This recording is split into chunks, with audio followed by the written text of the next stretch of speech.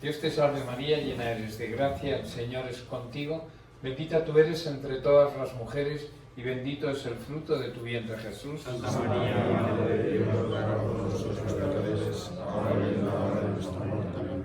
Sentaos. Vamos a continuar esta historia de la salvación.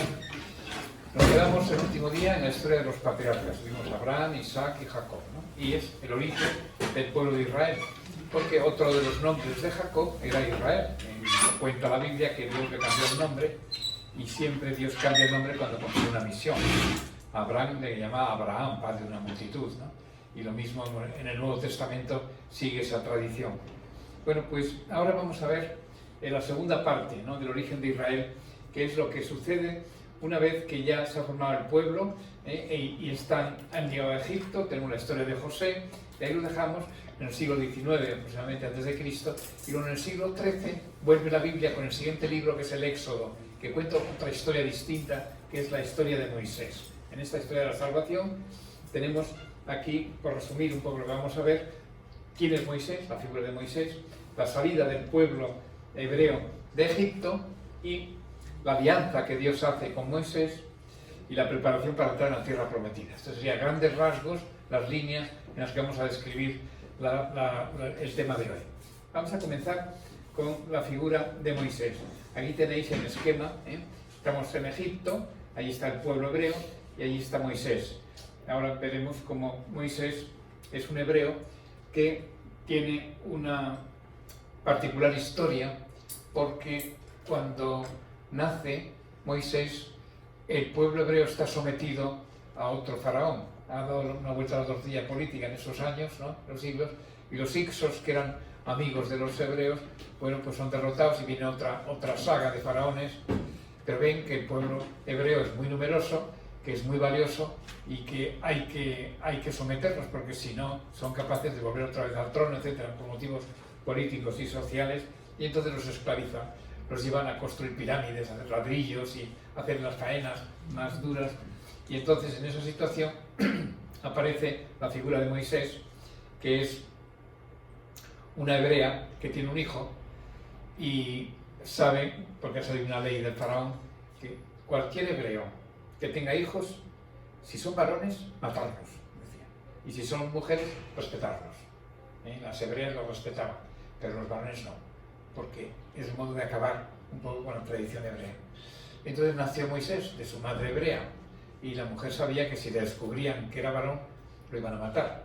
Entonces buscó un artilugio, una estratagema, se acercó por el río Nilo hacia un lugar donde vivía una especie de chalecito, a la antigua, ¿no?, a la egipcia, de la faraona, una de las hijas del faraón. Y entonces cogió al niño recién nacido, con muy pocos días, lo metió en una cesta y lo lanzó al río para que pasase delante de la faraona. Y efectivamente, al pasar un niño llorando en una cesta, rápidamente se conmovió, lo abrieron y tal, pues puede ser un hebreo y tal. Entonces, habían preparado el asunto para que cuando descubriese la faraona que era un niño, se compadecía de él y lo admitiría en su casa. Y eso es lo que ocurrió. Pero entonces, al mismo tiempo, una de las hebreas le dijo a la madre de Moisés: tú estate cerca de aquí, porque yo voy a pedirle a la faraona que le amamante una hebrea, para que esté la cosa más natural. Le apareció su madre, y su madre la que amamantó a su hijo, que no sabía que era su madre, ¿no? Y Moisés era muy pequeño, tampoco se dio cuenta de estas cosas, pero él tuvo siempre conciencia de que era hebreo. Entonces hay un momento en la historia, lo veremos después, ya lo adelanto y así, lo avanzamos un poquito más deprisa. Moisés, en una ocasión determinada, aunque él vivía en la casa del faraón, porque era una especie de protegido de la faraona, sin embargo, él se sentía hebreo, sabía que era hebreo, y veía cómo su pueblo sufría, y esto le hacía. Y entonces, en una ocasión, un soldado egipcio maltrató a un hebreo delante de él. Entonces no pudo aguantarse Moisés y lo mató al soldado egipcio. Entonces rápidamente huyó, pues sabía que era pena de muerte, y huyó y atravesó la frontera de una serie de avatares que no se cuentan ni lo del Éxodo, y apareció en la tierra, en lo que es la península del Sinaí actualmente, ¿no?, que ya fuera de la frontera de Egipto. Entonces ahí reconstruyó su vida, le contrataron como pastor de unos rebaños y el dueño de ese pastor tenía una hija de la que él se enamoró y se casó con ella. Entonces la vida de Moisés transcurría, ya tendría pues 30 y tantos años y tal, de modo normal, y con algún hijo, etc. Entonces cuando hay un episodio, sí. Pero el nombre de Moisés es hebreo. El nombre de Moisés es hebreo, significa salvado de las aguas. Pero entonces, salvado de las aguas. Pero su madre Real, la real no, la faraona. ¿Le llamaba Moisés o le llamaría de otra manera? Porque si era un nombre hebreo y eran... Bueno, le llamaban Moisés porque fue salvado de las aguas. Y es que ella sabía que era hebreo. Ella sabía... Claro. Pero, en fin, le tomó cariño, pues estaba abandonado y tal, y lo adoptó como hijo suyo. Incluso que le amamantó a su madre, ella no sabía que era su madre, fue una estrategia que hicieron para... Y luego ya se separaron porque la madre fue por otro lado, y ya la madre estaría con el pueblo, etc. Y Moisés en la casa del faraón. Yo lo preguntaba porque, como he dicho, se llamaban los Ixos. Ixos, sí. Ixos. H-I-C. Contrarios a los... Eran favorables a los hebreos. Los Ixos eran una especie de... eran como digo, epidemias humanas, tribus que venían del centro de Asia periódicamente, y estos se adentraron en el Mediterráneo por toda la costa de Palestina. Y estos vinieron en gran número. El nombre que se conocían los Ixos, ¿no? Entonces se pareció un poco a los hebreos, que también venían en una inmigración, etc. Y entonces tenían cierta connotación, no eran de la tierra, venían de fuera, ¿no? Entonces pero claro, eso cambió al cabo porque hay muchas dinastías en Egipto, fíjate, del siglo XIX al siglo XIII, y el faraón posiblemente que va a protagonizar los hechos de Moisés es Ramsés II. Yo he estado hace 2 años en Egipto, he estado viendo las tumbas y demás. Bueno, hay un lugar donde están enterrados todos los faraones, o casi todos, ¿no? Y es una cosa impresionante como el culto funerario que tenían los egipcios, ¿no? Es una de las cosas que realmente admiraba la cultura de eso, y luego la construcción de las pirámides. Las pirámides eran centros funerarios donde enterraban a los muertos y tal, ¿no? Pero claro, estás al lado de la pirámide y ves aquello, que es una cosa impresionante.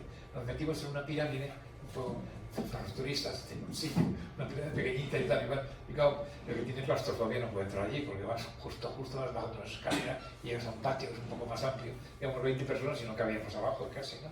Pero por la experiencia, ¿no?, de lo que era una pirámide llena de cuevas y de cosas, han estado descubriendo pasadizos, es una obra de ingeniería impresionante. O sea, toda la cultura egipcia llama la atención por lo desproporcionado que es para su época, ¿no? Porque ellos conocían muy bien las matemáticas y luego por la parte eran politeístas, y con lo cual, claro, ahí estaban todos los dioses y demás, ¿no? Solamente hay un faraón que es antes de Ramsés II, que se llama Akenatón, que es precisamente el único que es monoteísta, que cree que Dios es uno y único. Pero fue un periodo muy breve de años. Todos los demás faraones eran politeístas, eran muchos los dioses y tal, y el culto a los dioses, como eran todos los pueblos de toda la zona. El único pueblo monoteísta va a ser el pueblo de Israel. Y esto llama mucho la atención a los historiadores porque se mueve siempre con una gran personalidad, con la creencia en un solo Dios, y además creador de todas las cosas. O si es creador de todas las cosas, es el único y el de todos, ¿no? Pero ellos nunca lo presentaron como el Dios de todos, sino su Dios, el Dios de Abraham, y lo vamos a ver ahora con Moisés. Ahora lo explicaré esto. Bien, pero vamos, respondiendo a tu pregunta, Sí. Bien, está claro. Entonces, vamos a ver cómo Moisés, después que matan a aquel hebreo, mata él al egipcio y tiene que huir, forma su familia, en Jetro, se llamaba el suegro, ¿no?, que se casó con una hija suya, y el bollo empieza cuando Moisés se acerca a una zarza que está ardiendo y dice: qué cosa más curiosa, una zarza que está ardiendo y no se consume. Eso es lo que llama la atención a Moisés. Entonces se acercó y entonces oye una voz: Moisés, Moisés, descálzate, que estás pisando tierra santa, terreno santo. Moisés se postró allí. ¿Quién eres, Señor?, dice Moisés. Yo vengo a decirte que tengo para ti una misión. He visto que mi pueblo, tu pueblo, está en la esclavitud, y te voy a mandar a ti para que los saques de la esclavitud y los liberes de la esclavitud de los egipcios. Y entonces Moisés le pregunta: ¿y tú cómo te llamas? Yo me llamo Yahweh. Yahweh es el participio presente del verbo Yahuah, el verbo ser, el que es. Porque yo, si voy a los israelitas, o sea, a los de mi pueblo, les digo: ¿de parte de quién voy? Entonces, esto es lo que suelen llamar los exegetas y los teólogos el enoteísmo. O sea, Israel cree en un solo Dios, el suyo, pero admite otros dioses, no lo rechaza de entrada. Pero ese Dios es el mío. Eso es el enoteísmo, para distinguirlo de monoteísmo y de politeísmo. Hay una cosa intermedia que es el que cree en un solo Dios, pero para él, para los demás pueden tener otros dioses. Al principio era una cosa más ruda, más así, ¿no? Entonces, claro, cuando Dios le dice a Moisés que el nombre de Dios es Yahweh, como lo va a ser el Dios, el nombre de Dios revelado y el que predomina en los textos sagrados, ¿no? Pues se va a conjugar con otros nombres de Dios. O sea, cuando llegamos a Moisés, a Dios en la Biblia se llama de muchas maneras. El nombre más común es Él, que es el nombre semítico. Los musulmanes dicen, los árabes dicen Allah, es el mismo. Él, los judíos, Allah, los árabes. Y son, digamos, el Dios de los semitas. Claro, el Dios de Israel está mucho más desarrollado por las revelaciones divinas. Lo que hizo luego en el siglo VII para los musulmanes, Mohammed, pues es muy distinto, es otra cosa, es una distancia casi infinita, ¿no? Pero vamos, eso unificó las tribus precisamente en torno a Alá, y la piedra negra que está en la Kaaba y en Arabia Saudí, en unas historias. Entonces, ¿qué pasa con Moisés? Que dice, ¿y tú quién eres? Porque yo cuando vaya a los israelitas, ¿de parte de quién voy? Y entonces cuando Dios le dice, yo soy el Dios de Abraham, de Isaac y de Jacob, ese Yahvé es el mismo que el Dios de Abraham, de Isaac y de Jacob. Entonces ya Moisés se entera perfectamente y deja todo, el ganado, la familia, la esposa y tal, y se va a Egipto con idea de enfrentarse a Faraón para sacar de la tierra de egipcia y llevarlos a la tierra prometida que había prometido a Abraham. Pero claro, no va a ser un viaje directo, van a estar 40 años en el desierto. Pero el primer paso es la salida, que es lo que llaman los judíos la fase, la Pascua, la salida de Egipto. Esto es lo que vamos a ver ahora, pero yo he adelantado este pequeño guión que más o menos os suena, porque ahora vamos a ver un poco más los detalles, ¿no? La figura de Moisés, la salida de Egipto, cómo van hacia Canaán, que es la tierra prometida, la alianza que hace Dios a través de Moisés en el Sinaí, cuando le da las tablas de la ley, y luego todas las leyes, toda la ley. En el libro del Levítico, para los judíos es el libro fundamental. Y sin embargo es el libro que no cuenta nada de la historia. O sea, los libros de Éxodo, Números y Deuteronomio son los que cuentan toda esta historia. El Deuteronomio tampoco, porque son 5 discursos largos de Moisés que se encontró el libro después, en el año 621, lo dije el otro día, en tiempo del rey Josías, de manera que los primeros libros son estos. Y el libro de Levítico es un libro de leyes, pero importantísimo, porque Dios coge a esa criatura que es el pueblo que lo ha sacado de Egipto, y a base de palos y de tal y de eso, los va educando para que sea su pueblo. Vosotros sois mi pueblo y yo soy vuestro Dios.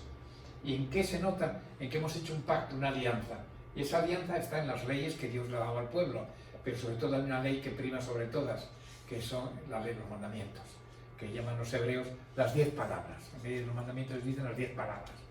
Y eso se lo dio Dios en el Sinaí a Moisés en este periodo de huida de Egipto, cuando ya son libres, pero están en el desierto, ¿no? Porque hay 3 o 4 desiertos y no hay nada de fertilidad mínima, ¿no? Bueno, pues entonces, eso va a ser la preparación para la tierra prometida. Este relato acaba justo cuando Moisés, en el monte Nebo, que está al otro lado del Jordán, se ve desde allí, yo estaba allí, y se ve, hay un balcón donde Moisés, el sitio donde Moisés vio la tierra prometida, que Dios le dijo que él y su generación morirían sin entrar en la tierra prometida, por los fallos que han tenido, los pecados que han cometido, etc., pero que Josué, su lugarteniente, conduciría a la tierra prometida al pueblo.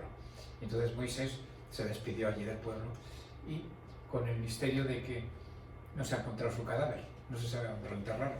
Esto es un misterio, pero allí cuenta, es un hecho histórico que estuvo allí y que contempló la tierra prometida, pero desde lejos, él no entró ni su generación.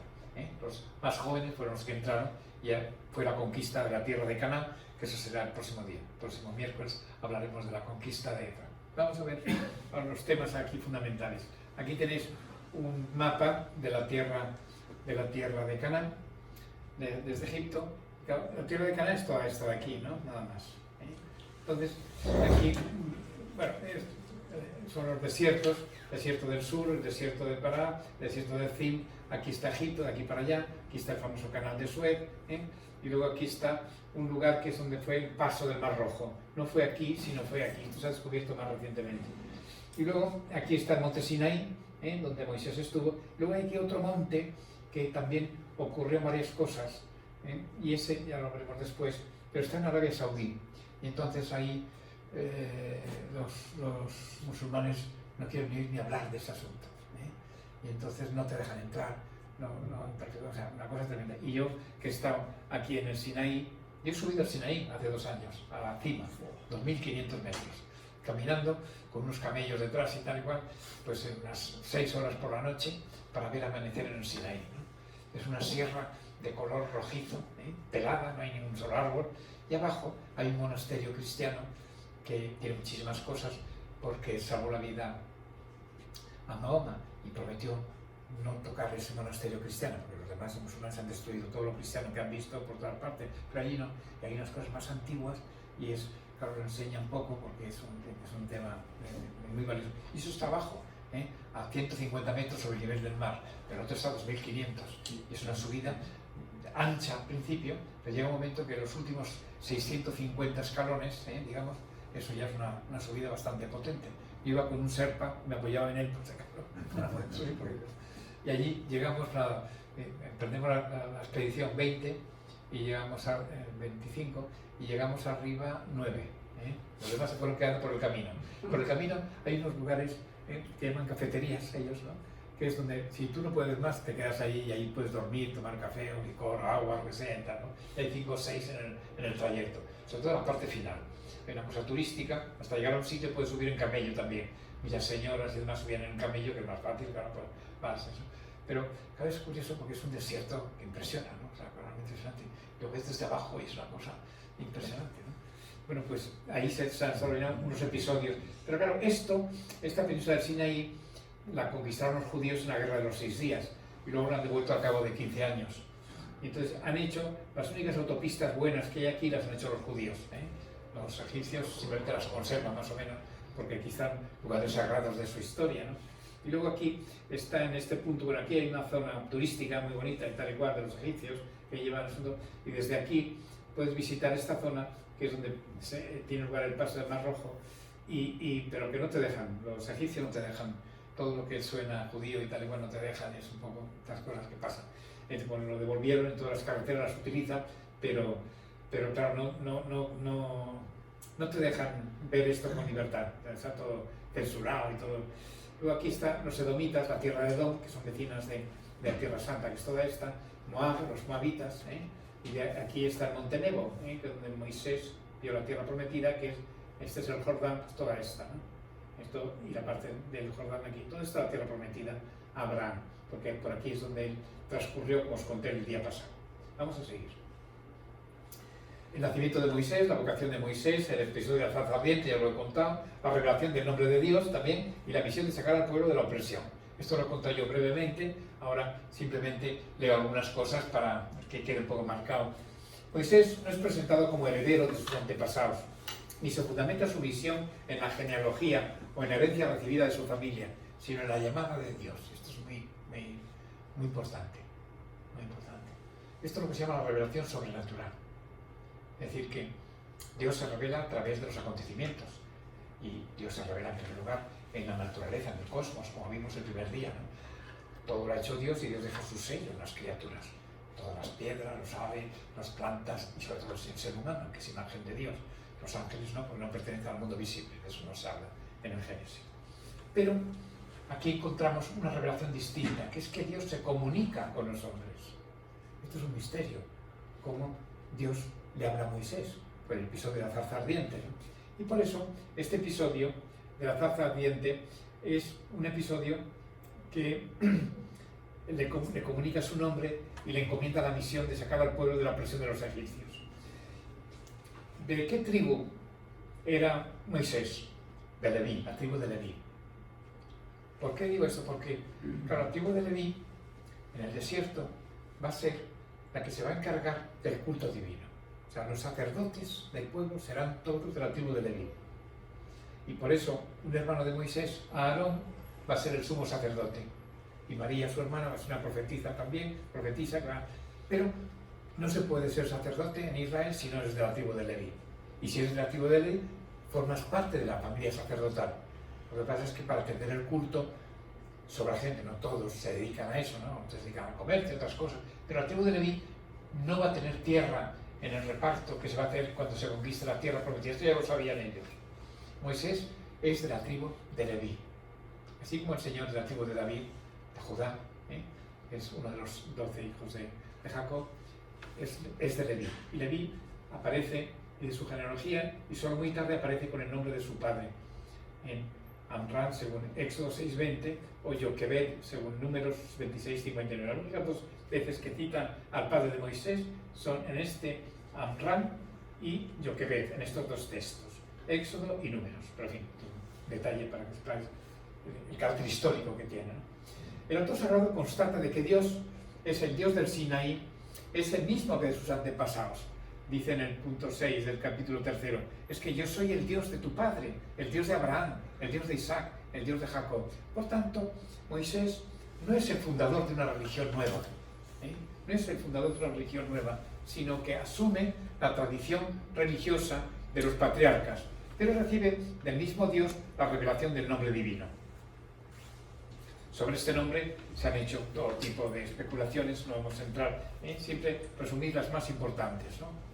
Dios en este episodio contesta con una evasiva para evitar que los israelitas, contagiados de ritos mágicos, pensaran que, conociendo el sentido del nombre, tenían el poder sobre la divinidad. No, entonces, si yo conozco el nombre, yo tengo el poder sobre la divinidad. Entonces decía, según esta hipótesis, yo soy el que soy, equivaldría a decir, yo soy el que no podéis conocer, el innombrable. Esta solución destaca un aspecto muy importante que es la trascendencia de Dios, que así era el Dios de los semitas. De hecho, los musulmanes dicen, Alá es el otro, Alá es grande, Alá es trascendente. Pero ¿cómo se va a hacer Dios hombre? Eso es una barbaridad. No entienden, se escandalizan con el cristianismo, ¿no? Pero viene de aquí. También los judíos pensaban lo mismo. Es una posible solución. Otra solución, dentro de la especulación que se hace sobre este misterioso nombre. Dios manifestó más bien su propia naturaleza de ser subsistente. Yo soy el que soy. Para ser no necesito de nadie. Es una subsistencia. O sea, que significa que es por sí mismo, el ser absoluto. Aquel cuya esencia es el ser. Esta explicación aparece con mucha frecuencia en la interpretación cristiana. Es una de las cosas que Santo Tomás se emociona cuando lo explica. Claro, que Dios da su nombre del modo más metafísico posible. Yo soy el que soy. El que es te manda que hagas esto. Y es que, claro, el que es, todo lo que es uno, es bueno, es verdadero y es bello. Son los trascendentales del ser, dicen los filósofos, ¿no? Entonces, solamente se puede decir de un ser que es el que es, que ese es Dios. Cualquier otro ser es alto, es bajo, es moreno, es rojo, es pequeño, hay que decir algo más para definirlo. Si tú dices el que es, yo no defino una silla, yo no distingo de un hombre, que es, los dos son. Pero de Dios sí, Dios lo único que puedes decir es el que es. Porque si dices algo más, lo estropeas, eso ya no es Dios. Claro, que tiene unas connotaciones metafísicas. Santo Tomás esto lo desarrolla hasta el extremo, ¿no? Y esto es muy posterior, claro, porque cuando está hablando a Moisés, pues es en la época de Moisés, evidentemente. Y entonces dice, basándose en que Yahvé es una forma causativa del antiguo verbo hebreo Hawaj, que significa ser, Dios se mostrará como el que hace ser, el creador. No tanto en su sentido más amplio como creador del universo, sino sobre todo en concreto el que da el ser al pueblo y está siempre con él. Esta sería otra interpretación, que las tres son legítimas y se complementan de alguna manera. Bueno, eso es sobre el nombre divino. Pero es que, ¿cuál es el nombre de Dios? Claro, si cogéis la Biblia traducida con literalidad, porque en las Biblias castellanas normalmente pone Dios, no dice más, ¿no? Pero Dios aparece con 9 nombres o 10 nombres distintos, ¿no? Como os he dicho, Él es el nombre más común de los semitas y se utiliza. Elohim es un nombre intensivo, es completo en plural, pero no es que haya muchos dioses, sino es la fuerza del Dios que por antonomasia es Elohim, ¿no?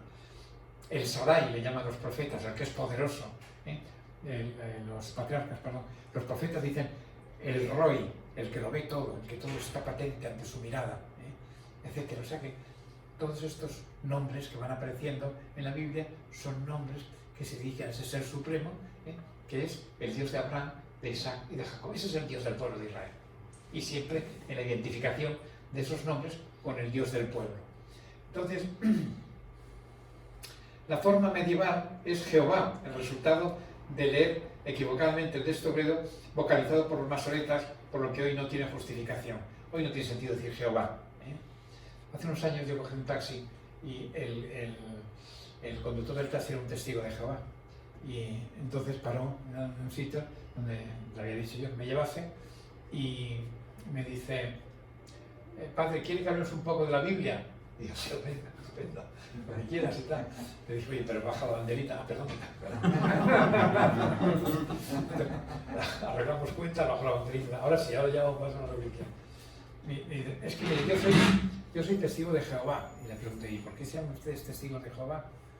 Y me dice, porque los católicos han traicionado el nombre de Dios. Digo, son palabras un poco fuertes, ¿no?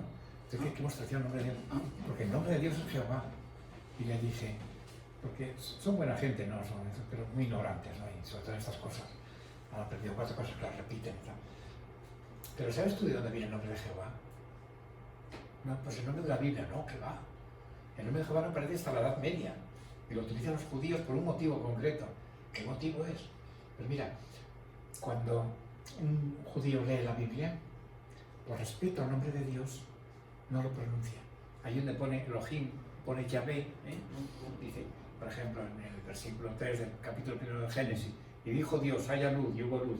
Un judío cuando lo lee dice, y dijo, sí, silencio, haya luz, y hubo luz, por respeto al nombre de Dios, ¿no? Entonces esto lo hacían así, del modo más antiguo, ¿no? Y llegó un momento en que sugirieron algunos rabinos que era bueno, en lugar de decir Yahvé, que no se puede pronunciar el nombre sagrado de Dios, el nombre es Yahvé, este que os he dicho de Moisés. Entonces los rabinos dijeron, ¿por qué no utilizamos otro nombre y donde veamos Yahvé decimos Adonais? ¿Qué es Adonais? Es la palabra hebrea que significa, se traduce por el Señor, Kyrios en griego, Dominus en latín, Señor en castellano, ¿no? Pero que la traducción literal hebrea es el que cumple siempre lo que promete. Ese es Adonai.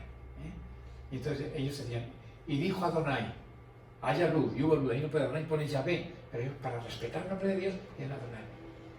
Entonces cuando llega la Edad Media, con todo esto de los nombres, entonces dijeron, vamos a hacer una cosa, vamos a hacer, en lugar de decir Adonais, vamos a coger las vocales de Adonais y se las ponemos a Yahvé.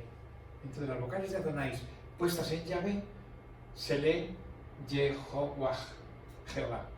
O sea, Jehová es el nombre de Yahvé, es que al principio no tenían vocales, el hebreo, se pronuncia por tradición. Luego los masoretas pusieron vocales, y en esta época ya tenían vocales. Entonces las vocales de Adonais se las ponen a Yahvé y salen Jehová.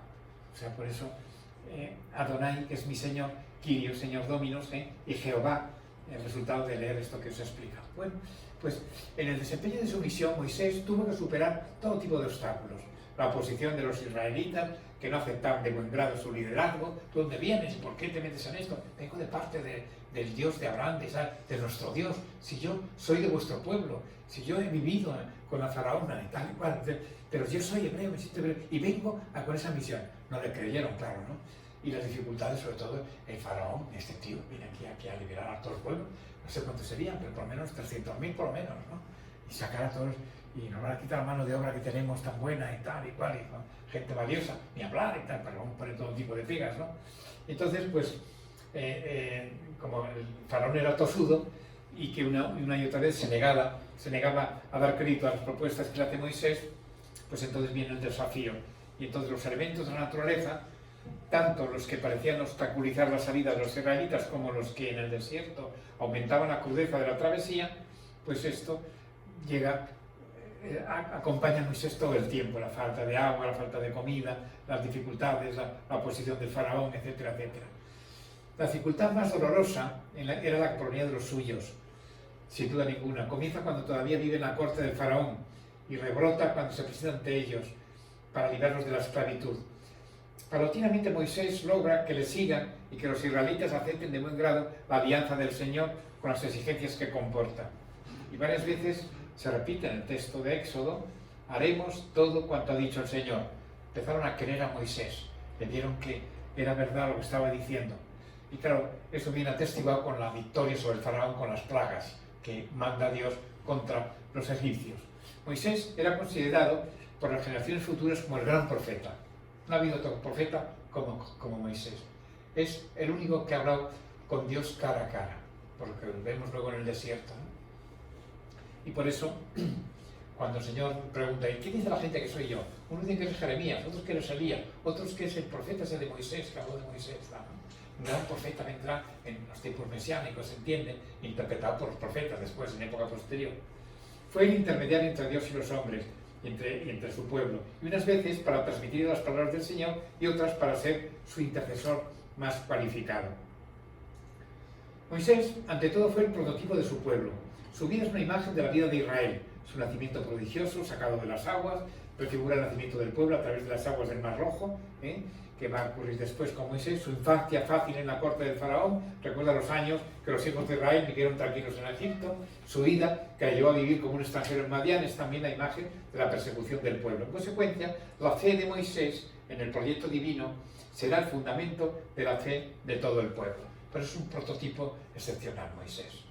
Siempre va a ser recordado como el autor de la alianza, que es el gran pacto que hace Dios con su pueblo. Porque fijaos que los saca de Egipto, y cuando están en el desierto, Dios educa a ese pueblo y hace un pacto con él. Vosotros seréis mi pueblo y yo seré vuestro Dios. Entonces, la salida de Egipto está contada en los capítulos 1 al 15, y la preparación en el capítulo 2, y ahí se cuenta con detalle el relato de las 10 plagas. Ahora lo veremos muy resumido porque son textos amplios y demás, que os aconsejo leer ahora que esto está fresco. Cogéis el Éxodo y lo vais leyendo. Es un poco largo, pero bueno, si tenéis humor y tenéis ganas, pues. Y luego la salida de Egipto, que es el capítulo 13 ya, versículo 17 hasta el 14. Hay una columna que les precede, y luego el paso del Mar Rojo, y luego el himno de acción de gracias, que se contiene en el capítulo 15, liderado por la hermana de Moisés, María, un cántico de acción de gracias a Dios. Esta es la península del Sinaí. Los egipcios estaban por esta zona, ahí estaban esclavizados. Entonces, el recorrido que hacen es este. Vienen por aquí, hasta Jebel Musa. Este es el Sinaí, la península Sinaí, lo que llamamos el monte Sinaí. El nombre original es Jebel Musa, que es aquí, está aquí. Y luego subieron por aquí, fueron a Kadesh, desde aquí, y luego desde aquí ya entraron por aquí y fueron a Nebo. Y por aquí mandaron una expedición, cuando faltaba un año por entrar, para ver cómo era la tierra que Dios había prometido a Abraham. Y dijo: es la tierra que emana leche y miel, una cosa impresionante, que ahí venían del desierto. Cualquier árbol, cualquier cosa les perdía una cosa, pero es que eran deslumbrados, ¿no? Estos espías que mandaron vuelven contando cosas, y esto animó mucho para la expedición volviese aquí, y desde aquí se organizaron para entrar ya militarmente. Entonces, aquí está el monte este que os decía, o sea que es otro de los del trayecto. Hay otro trayecto posible que es este, y que viene por aquí, y aquí ocurrió el paso del Mar Rojo por aquí. Pero bueno, esto, aquí tenéis también la ruta tradicional del Éxodo del sur, las rutas alternativas norte y centro, el viaje a Canaán, que cuenta el capítulo 33 del libro de los números, y el viaje a Canaán del capítulo 21 del libro de los números. Ahí lo tenéis, pero vamos, no vamos a entrar en demasiados detalles. Esta es la ruta del Éxodo, digamos, que se cuenta en el libro sagrado. Los 15 primeros capítulos del Éxodo narran los acontecimientos de la salida de la opresión. Claro, el Éxodo se inicia a principios del siglo XIII. La conquista de Palestina se situaría unos 40 años más tarde, es decir, en la segunda mitad del siglo XIII, fecha en la que los arqueólogos datan la destrucción de muchas ciudades de Canaán, como Laquis, Hasor y otras, los arqueólogos, que corresponden a la entrada de los israelitas que invadieron aquella zona. No la conquistaron por completo, todavía vivían los cananeos en algunas zonas, pero la mayor parte del territorio ya lo conquistaron. Y es un género épico, estas narraciones, y hay que saberla interpretar bien, porque las señales muestran la cercanía de Dios con su pueblo. todos hemos oído cómo se derrumban los muros de la ciudad cuando tocan las trompetas y se caen los muros, y eso nos vemos luego después, el próximo día. Bueno, aquí lo más probable es que la salida de los israelitas fuese en el siglo XIII a.C., cuando en el país del Nilo estaban llevando a cabo las construcciones más importantes de su historia. Los faraones Seti I y Ramsés II ocupan este periodo, de 1291 a 1279 y hasta el 1212, contando hacia atrás, estamos antes de Cristo, ¿no? Y llegaron al trono en un momento de paz y de hegemonía en el país, y emprendieron notables empresas religiosas y culturales, entre las que destacó el proyecto de obras monumentales, como son las pirámides, obras funerarias. Luego también construyó un reloj de arena, por ejemplo, que llevaba muy bien la obra, ¿no? Estudiaron el movimiento del sol, porque hubo un gran progreso en su cultura de las matemáticas y los egipcios, ¿no? Y otras muchas cosas. Pero bueno, la mención que se hace a las ciudades de almacenamiento en cuya construcción participaron los israelitas también es otro dato histórico. Las grandes edificaciones que impulsaron Seti I y Ramsés II eran desconocidas en los siglos anteriores, que son una cosa de esa época, y ahí intervinieron los judíos, el pueblo judío. Bueno, hay muchos más datos y demás, pero sobre todo, para no cargar con demasiadas cosas, el relato está muy bien construido, son dos etapas: la preparación, que abarca los 12 primeros capítulos, y luego la salida, que ocupa los 3 capítulos siguientes, el 13, el 14 y el 15. Y en concreto, la preparación comprende desde el capítulo 1, versículos 1 hasta el 7:7, que es nacimiento y vocación de Moisés, ahí se cuenta todo eso que os he dicho antes, y la preparación inmediata, que es ya las plagas y la institución de la Pascua, que es la salida. Hay un momento en el que dice, pues yo voy a mandar al ángel exterminador. Si esta noche vais para despediros de Egipto, vais a matar un cordero. Con la sangre lo ponéis, pintáis las jambas de las puertas. Así cuando el ángel exterminador pase y vea esa sangre, respetará esa casa. A los demás matará a los primogénitos de Egipto, en toda esa zona. Entonces, comeréis el cordero, cocinaréis el cordero como era costumbre entonces, era un plato muy habitual, pero ya con un carácter ritual como de sacrificio. Y luego tendréis pues una especie de ensalada amarga y un poco de hiel, cosas amargas para ver lo que estáis sufriendo, porque tenéis que salir de la esclavitud, ¿no? Entonces, esos datos que se dan en el libro del Éxodo, de la salida de Egipto, todo el pueblo de Israel, será el rito fundamental judío, que es la Pascua. La gran fiesta de la Pascua de los judíos es precisamente rememorar la salida de Egipto. Pues cuando los judíos se reúnen en ese día para celebrar la Pascua, siempre el niño más pequeño le dice a su abuelo, al padre, aunque era el mayor de la familia, oye abuelo, ¿qué es eso de la Pascua? Entonces el abuelo cuenta todas estas cosas de la Pascua y tal y tal, ¿no? Entonces una vez que ha contado eso, empieza la comida. El padre coge el pan, lo parte, que nuestro Señor lo consagró, claro, lo reparte en los trozos, son panes de hogazas, de esos así delgados, de harina y fermento, y lo que pasa es que en la Pascua, como tenía mucha prisa, no pusieron fermento, y entonces por eso también es tradicional en la Eucaristía no poner fermento, no tomamos el pan con miga y tal, sino fermentado, sí, sin fermento.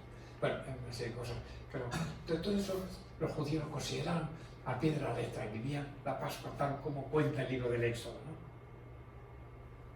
Bueno, pues la preparación, ¿no? En Madián recibe de Dios el mensaje de liberar al pueblo y le dice Dios a Moisés, no te preocupes que yo estaré contigo.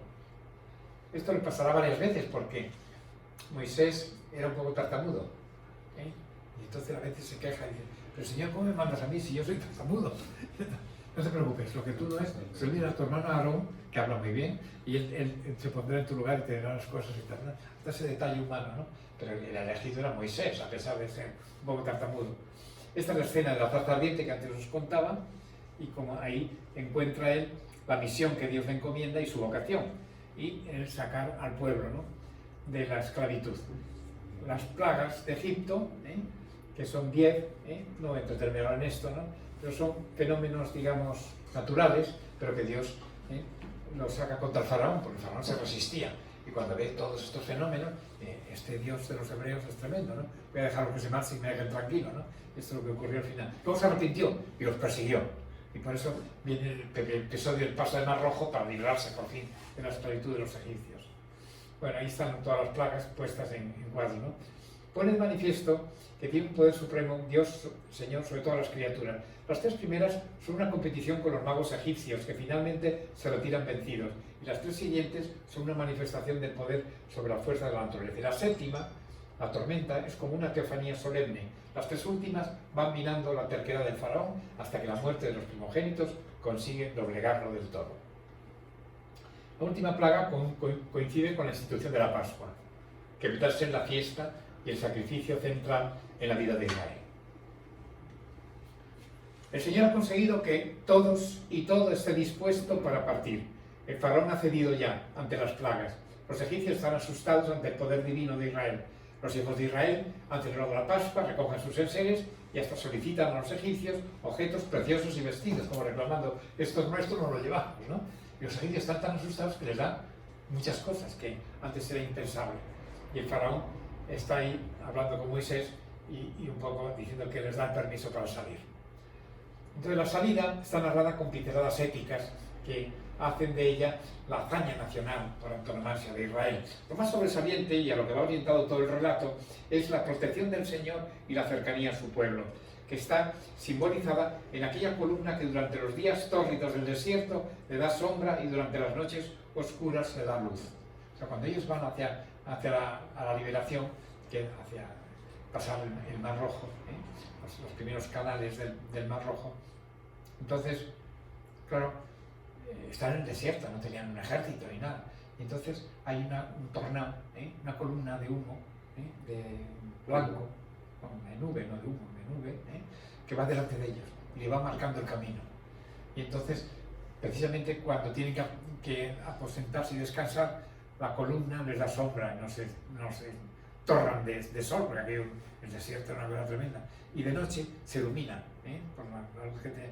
Entonces eso lo ven como un prodigio del Señor, que les acompaña y les defiende, ¿no? Pero claro, los carros egipcios vienen detrás, porque el faraón se arrepiente, he sido un imbécil, esta cosa bien y tal, y ahora quién construir las pirámides, no vamos a perder toda esa fuerza humana y tal.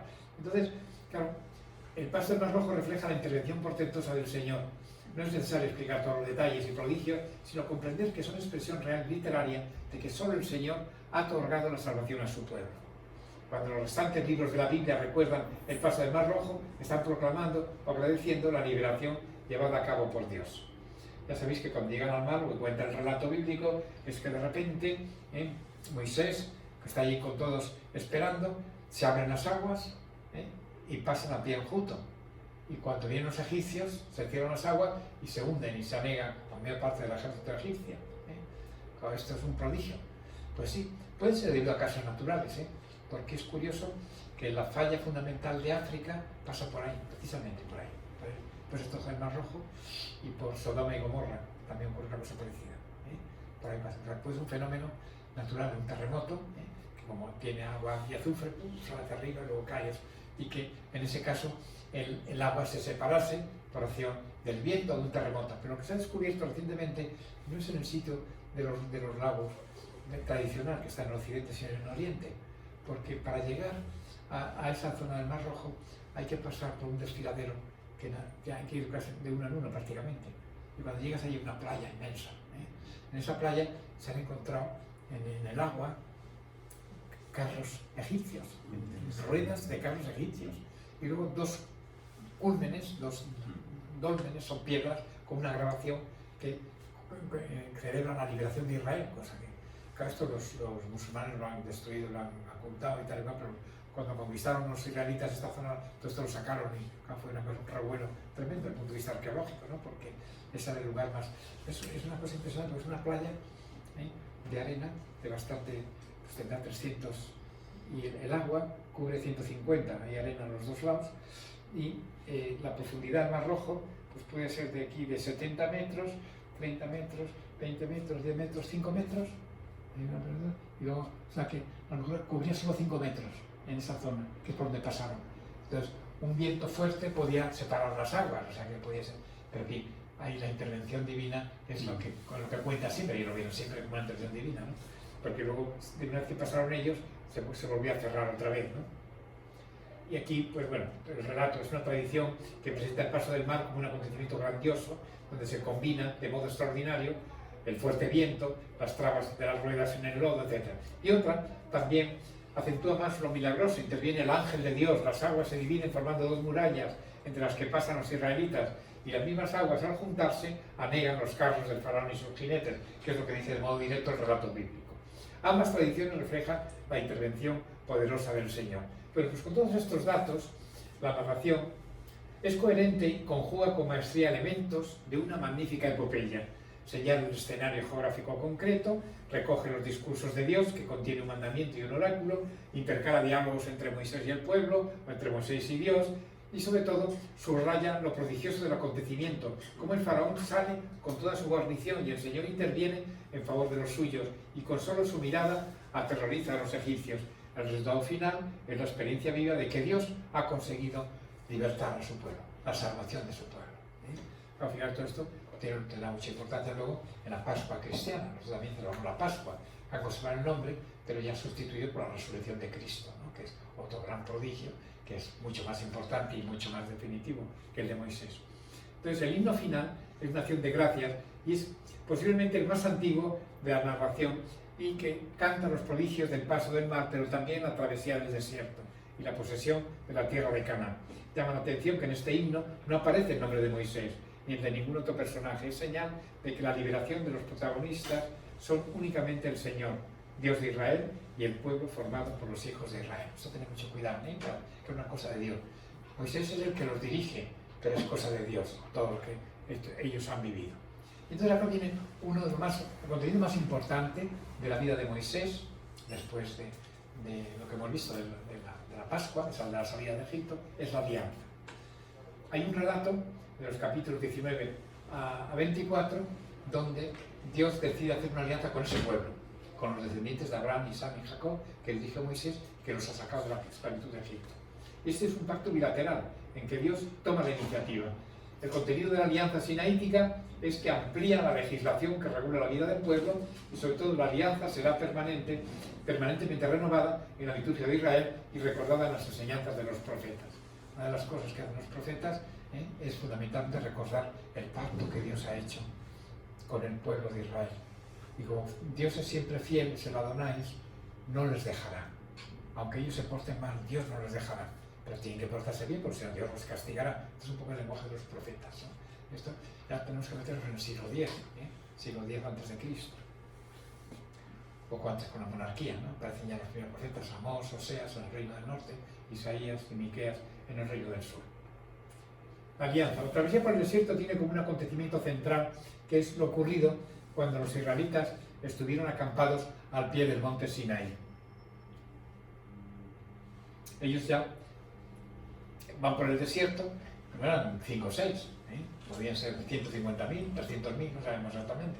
O sea que llevaban sus tiendas, andaban por el día unos kilómetros, ponían las tiendas, estaban ahí 2 días, ponían las tiendas donde había un poco de comida, un poco de agua, pero en el desierto es que no había nada, ¿no? Por eso a veces se rebelan contra Moisés. Nos ha sacado de Egipto para traernos aquí, con los cocidos que tomamos aquí y tal, anhelan el agua y tal. Entonces Dios, a través de Moisés, le hace los milagros, el maná, que viene del cielo, que el maná era las cagadas de unos pájaros, que se solidifican, que tienen mucha proteína, eso era el maná. Pasaba una bandada de pájaros por el desierto, cagaban sobre los arbustos y tal, se solidificaban y eso iban a coger y lo comían. Es muy nutritivo, pero no sabía muy bien, eso es nada, ¿no? Maná es una palabra que viene del hebreo, que en hebreo cuando tú dices, ¿qué es esto? En hebreo se dice manú. Manú, ¿qué es esto? De ahí viene la palabra maná. Y entonces Dios les alimentó con el maná del desierto. Estaban muertos de sed y tal y cual. Entonces Moisés coge la vara de una roca y sale un chorro de agua. Que esto se cuenta en el desierto, a veces hay salidas de agua en un sitio que se concentran en pozos y demás. Y con eso bebieron y no se murieron y tal y cual, pero pasaron muy mal, ¿no? O sea, por eso las murmuraciones contra Moisés, la idolatría del becerro de oro. Perdón, ¿qué significa teofanía? Teofanía es fanos es presencia, rostro, estéfano, y theos Dios, es una presencia de Dios. Teofanía, por ejemplo, cuando decimos que en el bautismo el Señor, mientras le bautizaba con el Bautista, aparece la voz del Padre y la paloma, que es el Espíritu Santo, es una teofanía. Dios que se hace visible, un modo visible de ver a Dios. en el Tabor, cuando Jesús se transfigura en su presencia, en su teofanía. Y aparte Moisés y Elías, precisamente. Moisés siempre será el rostro de la ley, y Elías el de los profetas. Los judíos, ya lo dije el otro día, la Biblia tiene 3 grandes partes: la Torá, que es la ley, los Nemí, los profetas, y los Ketubim, los escritos, que son lo que nosotros llamamos los escritos sapienciales. No coinciden exactamente, pero vamos, más o menos. O sea que todo el libro de sabiduría, el libro de Job, el libro de los Salmos, son los Ketubim para los judíos. Son libros también inspirados por Dios, pero menos importantes que la Torá y que los profetas. Después de la Torá, los profetas. Bueno, entonces seguimos. Los demás sucesos, murmuraciones contra Moisés, idolatría del becerro de oro, la construcción del santuario en el desierto, todos tienen un punto de referencia en el pacto solemne entre Dios e Israel.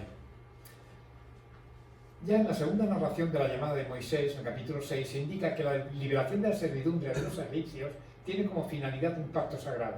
Yo os constituiré un pueblo mío y yo seré vuestro Dios. Este es el pacto. Por aquí va la intención divina, ¿no? Porque Dios podía ser revelado a todos los pueblos. Ha querido revelarse a un pueblo.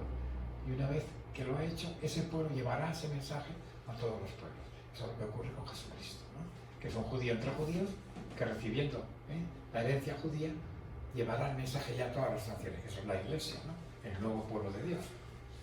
Pero el rito de la alianza está descrito en los capítulos 19 al 24, en la renovación aparece en el capítulo 34, y allí aparece la expresión guardar la alianza, berit en hebreo, alianza, diatheke en griego, en latín, en castellano, alianza, ¿no? Y entonces, y a partir de entonces, se utilizan estas expresiones: el libro de la alianza, guardar la alianza, la sangre de la alianza, las palabras de la alianza.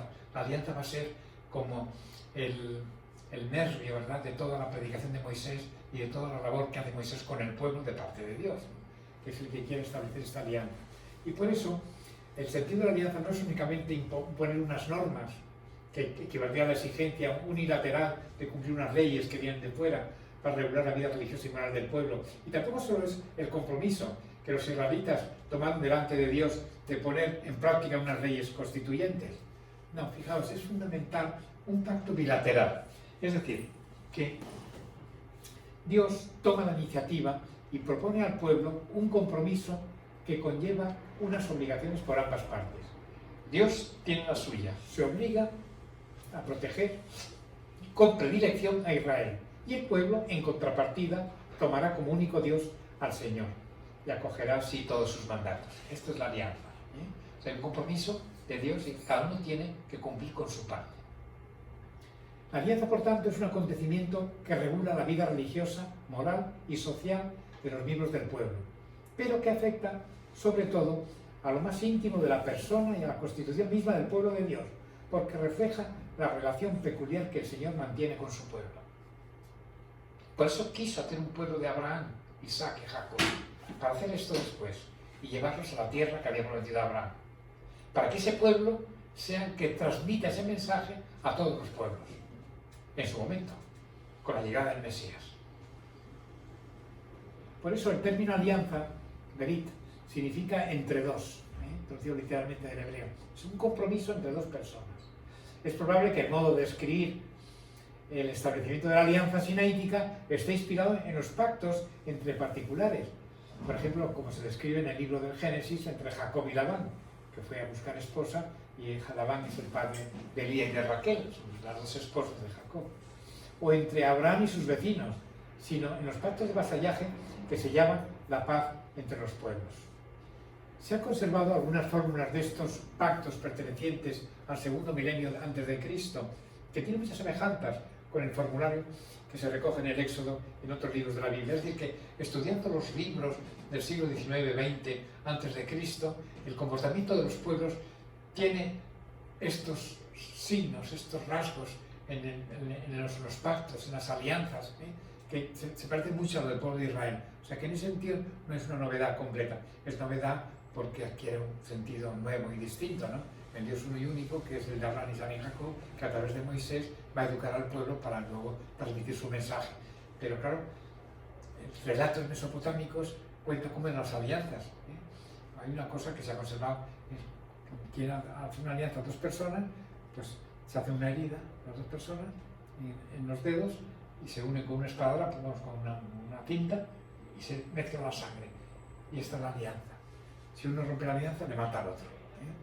O con una comida, un banquete muy típico de las alianzas. Una comida en la que se hace el pacto. Y para renovar el pacto se vuelven a reunir a comer, ¿no? Esto también es muy humano, es la alianza de los pueblos antiguos. Hay muchas formas de pactos. La alianza también del matrimonio, o sea que es una cosa muy humana, ¿no? Entre los hombres y en los hombres con Dios, en la religión. Sin embargo, esta alianza sinaítica contiene una amplia legislación que regula la vida entera del pueblo. Por eso se dice que es un reino de sacerdotes y una nación consagrada. El pueblo de Israel es una nación consagrada a Dios. Por eso San Pedro, en la segunda carta, dice, hablando de los cristianos, de la Iglesia, que es pueblo de conquista, pueblo sacerdotal. O sea que nosotros también hemos heredado un poco de Israel estas características. Nosotros somos pueblo sacerdotal, con el sacerdocio común de los fieles, yo con el sacerdocio ministerial, pero todos somos un pueblo sacerdotal, porque somos mediador entre Dios y los hombres, todos los cristianos, de modo particular los sacerdotes, ¿no? Que es por otra vía, según el orden de Melquisedec, no según los levitas, etc. Y no solo se sella una paz de un vasallaje, sino que se eleva al pueblo a una más alta dignidad que le concede Dios por la alianza. Por eso, la alianza será permanentemente renovada en la liturgia de Israel, y esto es muy típico en los profetas. Finalmente, la plenitud de los tiempos, Jesucristo sellará definitivamente con su sangre la alianza nueva y eterna. Lo que ha hecho el Señor en la cruz y a través de la última cena es la alianza nueva y eterna, definitiva, no habrá otra ya. Dios se ha comprometido con los hombres para que sean felices, para llevarlos al cielo. Esa es la alianza que tenemos con Dios a través de Jesucristo. Es una continuación de la alianza, pero es nueva y es definitiva, es eterna, cosa que no lo era, ¿no? Porque Dios la fue renovando en el paraíso con Adán, con Noé en el diluvio, con David, con Moisés, con Abraham, con Moisés, con David, hasta llegar a Jesucristo, ¿no? Hay el hilo de oro de toda la historia bíblica, es la alianza. Pero eso por eso fue un papel tan importante Moisés, porque él es el protagonista de la alianza cuando nos sacó de la tierra prometida. Entonces viene ya la preparación para entrar en la tierra prometida. La marcha por el desierto lo cuentan los libros de Levítico, Números y Deuteronomio. Fundamentalmente el libro de los Números, con el libro de eso, son los que cuentan más hechos, ¿no? Y ahí van dando explicaciones de la alianza. El pueblo conoce la voluntad de Dios en la ley y en el culto, que está fundamentalmente resumido en el Levítico, que está lleno de leyes, especialmente las leyes de la santidad, son las más importantes. Y también el Éxodo habla de los mandamientos, que es la ley moral, no la ley cúltica, sino la ley moral. Porque claro, cuando el Señor viene a llevar a su plenitud la ley de Moisés, ¿qué es lo que hace? Es decir, quedan abolidas todas las leyes civiles, todas. La única que permanece es la ley moral, los mandamientos. Maestro, bueno, ¿qué tengo que hacer para alcanzar la vida eterna? Guarda los mandamientos, le dice al joven rico. ¿Y cuáles son los mandamientos? Lo matarán, lee la segunda tabla. Entonces ahí se ve que el Señor ratifica a Moisés. Igual que habla de Abraham, como el padre de la fe, como el padre del pueblo, ¿no? Antes que Abraham, yo soy, les dijo en un momento determinado. Es que nosotros somos hijos de Abraham, no hemos sido esclavos de nadie y tal. Entonces, antes de Abraham, yo soy es Yahweh. ¿Cómo vas a ser tú mayor que Abraham si no tienes 40 años? La primera vez que dan esperanza a Jesús. Y que yo diga, antes de Abraham, yo soy, yo existo antes de Abraham. Es clarísimo, ¿no? O sea que hay toda una cristología oculta, indirecta, que el Señor, por prudencia, se revela con cautela, pero otras veces dice, yo soy el Mesías, yo soy Dios, yo soy el Hijo de Dios, lo dice, ¿no? Otras veces, aquí hay uno que es más que Salomón, aquí hay uno que es más que Jonás, está diciendo que es Dios. Pero en fin, eso lo veremos en otro momento. Las pruebas a las que se somete el pueblo vienen contadas sobre el libro de los Números, pasan por todo tipo de avatares. Israel, amado por su Dios, con predilección, viene recogido en el libro de Deuteronomio, que se atribuye a Moisés, digo después de Moisés, que es un libro posterior, que se encuentra más tarde, que encaja perfectamente con toda la revelación antigua y que supone una gran fiesta en Israel en tiempos del año 620, en tiempo del rey Josías, un rey piadoso, porque los reyes de Israel han sido bastante impíos, bastante malos, casi todos, ¿no? Pero ha habido 3 o 4 muy buenos, muy santos. Josías era uno de ellos, y en ese tiempo descubren el Deuteronomio. por un discurso. En el libro de Deuteronomio se cuenta la muerte de Moisés. No puede haber escrito él su propia muerte, evidentemente, ¿no? Entonces, estos libros los ha escrito Moisés, se atribuyen a Moisés. No se puede decir que literalmente lo haya escrito Moisés, el espíritu de Moisés. Y los libros que vienen después se llaman deuteronómicos por el espíritu de Deuteronomio, porque leyendo esos discursos de Moisés se ve el espíritu que Moisés ha imprimido a toda esta estancia en el desierto para prepararse a entrar en la tierra prometida, como diciendo, yo os voy a llevar a la tierra prometida, pero tengo que prepararos. Se toma nada menos que 40 años, para prepararnos. No hay prisa. Por ahí directamente no fueron dando vueltas, y ya fueron a Monte Nebo para entrar por aquel lado, que es donde estaba Jericó, más cercano, al lado del Jordán. Bueno, pues aquí en estos libros dan esta explicación y... creí que... No, aquí está. Estaba saliendo todo. Entonces, después de narrar la alianza en el Sinaí, se consideró apropiado exponer esta legislación cultural y así queda claro que es Dios mismo el que ordena a su pueblo, por medio de Moisés, cómo ha de servirle en todo momento. Fijaos que la historia del pueblo tenía que continuar porque en el libro del Éxodo de Israel se había quedado junto al Sinaí y Dios le había prometido la tierra de Canaán.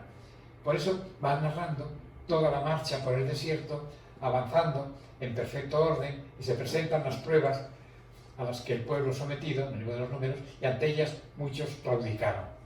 Y precisamente por esa falta de fe, porque el Señor no les permitió entrar a la tierra prometida, como un castigo. Esto explica los 40 años de peregrinación por el desierto. O sea que si seguimos la línea de esta que entraron por aquí, vinieron hasta el Sinaí, subieron para arriba, volvieron a bajar, subieron por aquí, otros fueron por allá, mandaron a la tierra prometida unos espías, volvieron a subir por aquí ya, por la tierra de Edom, y por la tierra, y a Monte Nebo, que está aquí, ¿no? Bueno, pues todo eso tardaron 40 años, o sea que eso no fue una cosa que hicieron así rápidamente, ¿no? Y luego también la intencionalidad profunda de las narraciones del desierto es mostrar la tensión entre el castigo y la salvación. O sea, que Dios es justo, y cuando uno se porta bien le premia, y cuando uno se porta mal le castiga. Esto lo aprenden también en el desierto, ¿no? Y a veces es muy fuerte, ¿no? Y llega el momento en que aparece el nuevo héroe, el que va a sustituir a Moisés, que es Josué, que significa precisamente el Señor salva.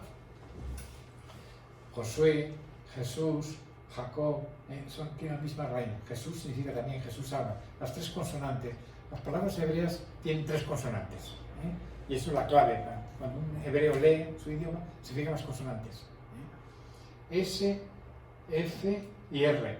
Eso es libro. Sefer. Por tradición se dice Sefer, pero si dice Safer, Seferin, Soferin, son derivados. Y lo mismo con muchísimas otras palabras, ¿no? Pero Jesús tiene la misma raíz que Josué, el que salva al pueblo.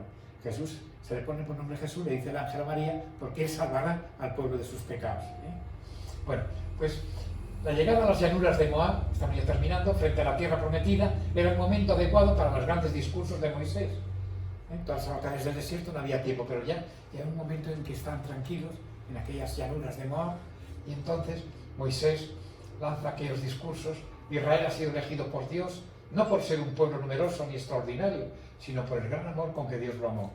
La elección divina, el misterio de la libertad de Dios. No hay otro motivo. No se merecía al pueblo esto, pero claro, su elección le llena de dignidad. Es lo mismo que cuando decimos, ¿qué méritos tenemos nosotros por estar bautizados, ser cristianos? Tiene una gran dignidad ser cristiano, pero no porque tengamos merecimiento propio, sino porque Dios nos amó. Otros mejores que nosotros no están bautizados, no conocen la verdad de Cristo. Pues esto es lo que pasaba entonces allí, ¿no? Claro, la conquista y el asentamiento de las tribus en tierra de Canaán con Josué culmina ya la liberación que Dios obró mediante Moisés. Entonces podemos decir como resumen que Dios cumple así las promesas hechas a los patriarcas. Dios siempre cumple lo que promete, siempre. Israel posee ya la tierra que le permitirá ser también una nación, como otras naciones. Y seguiremos el próximo día con el Josué y los jueces, que es el otro periodo largo que viene después de que Moisés ya ha desaparecido, ha muerto, y la primera generación del desierto, y entra ya en la tierra prometida. Dios te salve María, llena eres de gracia, el Señor es contigo. Bendita tú eres entre todas las mujeres y bendito es el fruto de tu vientre, Jesús. Santa María, Madre de Dios, ruega por nosotros pecadores, ahora y en la hora de nuestra muerte. Amén. Vicente, sí. Sí, una pequeña